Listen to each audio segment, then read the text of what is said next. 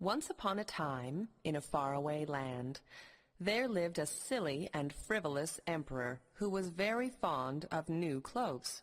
He was so addicted to clothes that he had a different outfit for every hour of the day. He ignored all the important affairs of his kingdom and only talked about clothes, clothes, and more clothes.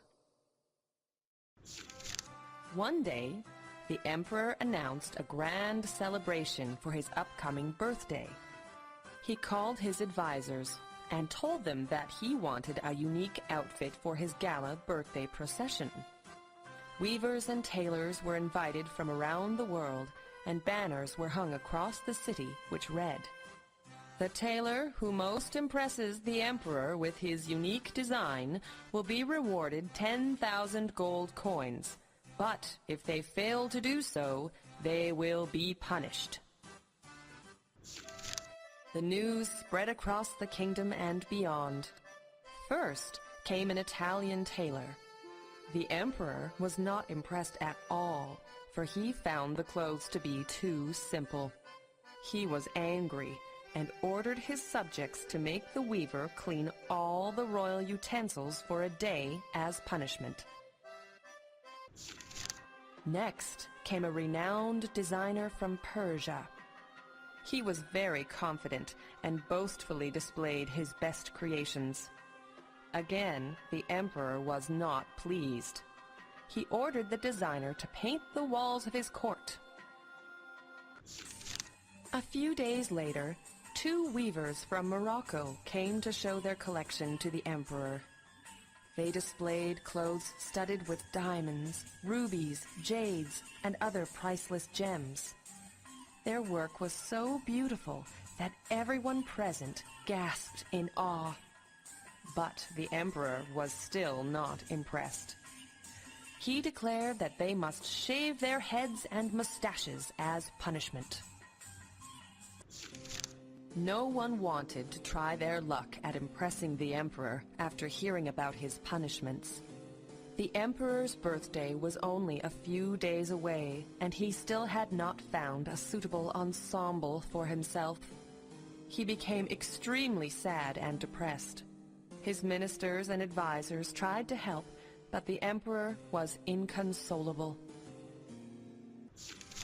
The next day, 2 new weavers came to his court.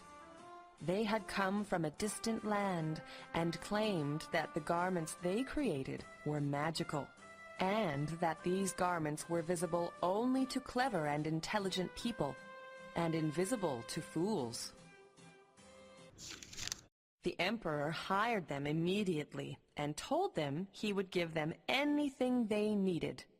The weavers requested a loom, silk, gold thread, and precious gems, but would only start working under one condition. No one would be allowed to see the emperor's magic robe before it was ready. The weavers started their work and had locked their room from the inside so that no one could enter. Days passed by, and the emperor grew curious to see how the magic robe was coming along. He sent one of his ministers for an inspection. The minister went to the workroom and knocked on the door. The weaver came out and asked, "What do you want?" The minister said he wanted to take a look at their work.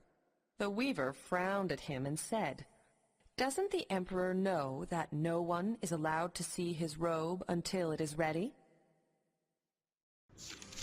The minister reported back to the king that the weavers had not let him inside. Hearing this only made the king more curious, and the next day he sent another advisor. But once again, the weavers would not allow anyone to take a look. The emperor could do nothing but wait. Finally, the day of his birthday procession arrived. The weavers had announced that the emperor's amazing, exclusive, one-of-a-kind magic robe was ready, and they brought him into their workroom and began to dress him. After the weavers finished dressing the emperor, they brought him a mirror so that he could see how he looked in his new clothes. But what he saw was unbelievable. He couldn't believe his eyes. He was standing naked, wearing only his underwear. He could not see any robe. The emperor was astounded, but he dare not utter a word, fearing that everyone would know that he couldn't see the magic robe and that he must be a fool.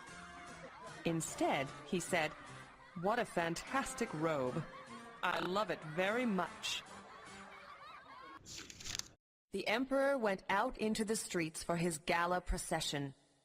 Everyone saw him in just his underwear, but no one dared to speak the truth. They praised the emperor and the robe, otherwise they would prove themselves to be a fool. Until all of a sudden, a small boy standing in the crowd shouted, "Look, the emperor is in his underwear! He's wearing nothing at all!" Everyone was shocked when they heard the boy. There was a dead silence. The emperor couldn't stop sweating. Slowly, the people realized that the boy was right. The emperor was wearing only his underwear. Everyone started to laugh. The emperor was infuriated. He rushed back to court and scolded his minister and advisor for not telling him that he was practically naked. He immediately called for the weavers. The minister dragged the weavers into the court, but they looked different. Indeed, they were the Moroccan weavers in disguise, and they had tricked the emperor in order to show him the error of his ways. The emperor felt foolish and ashamed of his behavior. He realized that he had many other important things to tend to than what he should wear. The emperor was a changed man. He released the weavers and finally took care of his kingdom and people, instead of his appearance.